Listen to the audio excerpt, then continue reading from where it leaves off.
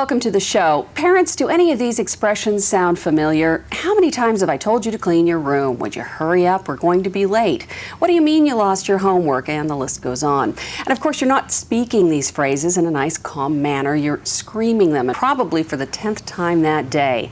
My next guest says we need to stop making our kids the center of our universe and make ourselves our priority.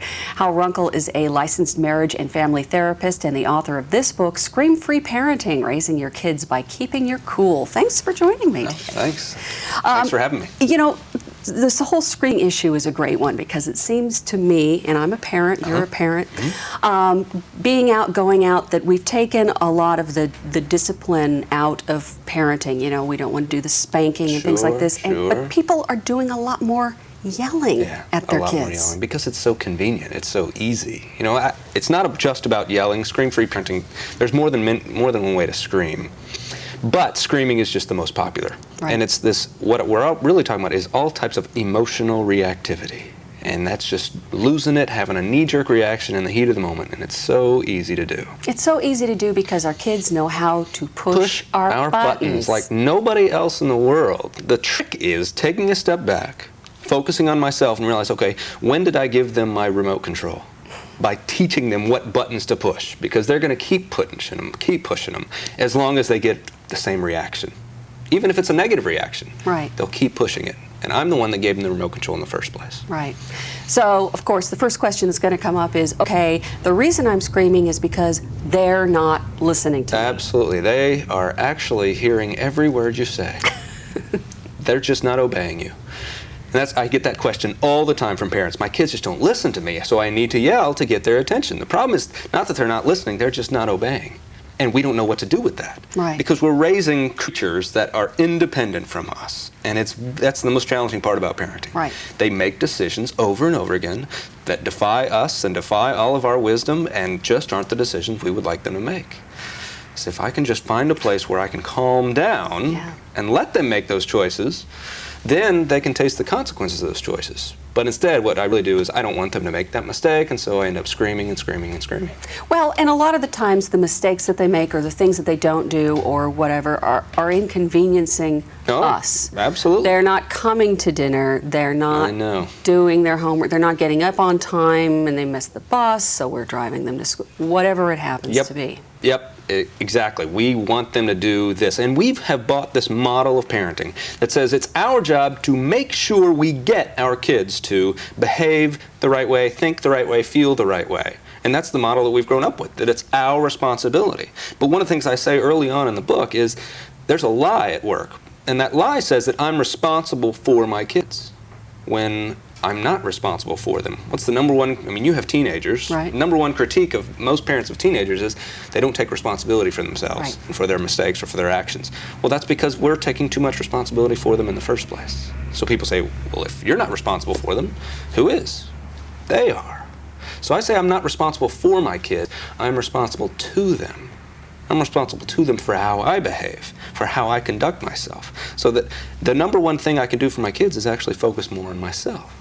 So if I can regain control of myself, then I can choose how I want to behave regardless of how they're behaving.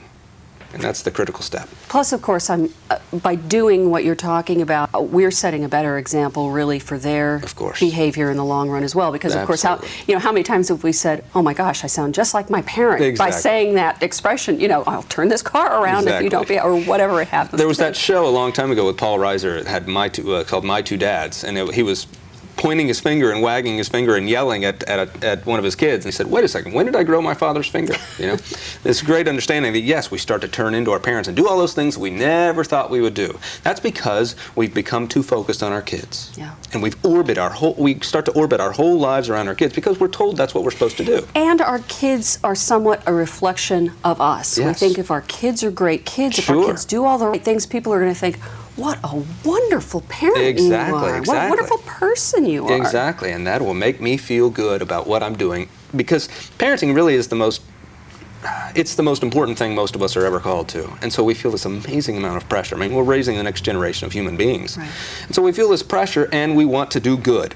And when our kids make mistakes, we think that we're not doing well.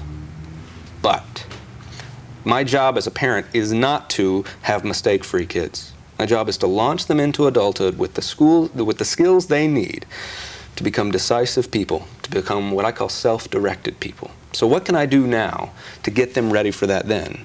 I can't be in this mode where it's my responsibility to make sure you behave, and I'm going to restrict your freedom, restrict your freedom, restrict your freedom, and then all of a sudden when they're 18, here's your freedom. Right. They're not going to know what to do with it. Right. At all. They're not going to be equipped to do with it. And then at 25 years old, they're going to be living in my house and still dependent on me financially, which is not an option for my kids. And I'm telling them that That's right right. I do tell them that right now. It's not a career option for you. It's 25 years old and living in my house. And a lot of what you're talking about, and the transition of doing the things that you talk about in the book, whatever bump in the road there may be to creating this transition is going to be such a short one while the kids understand that what we're doing is for us, not for them, and they've got to start doing and these things. But they benefit from it. But it's amazing. You get this reaction. I just had a woman I was working with as a coaching client, and her 13-year-old daughter, after she started practicing becoming scream-free, her 13-year-old daughter was like, "Oh, I hate it when you're calm, because I can't manipulate you. I can't direct you that way. So I don't know what to do with you." And that's the most amazing thing that happens. We get emails all the time. People go onto our website. They can buy the book there. It's screamfree.com, and we get emails all the time about how it's changed and how their kids just start to give them puzzled looks now. Yeah. Because the things that used to drive their parents nuts, they don't know what to do with now that the parents are just calm. Yeah. Like, one of the things I talk about is how kids are throwing gauntlets at our feet all the time. And it's these efforts to try and get us to become responsible for them. Simple statements like, "I'm bored."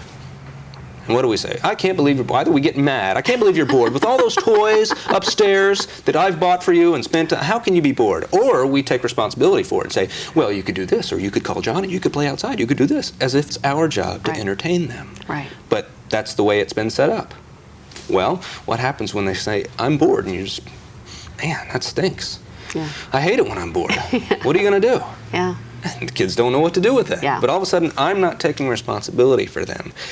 And that enables me to be free. It enables me to be available to them without taking responsibility for them. Right. And that's an excellent point. I'm going to stop you right there. Let's go ahead and take a break. Stay with us.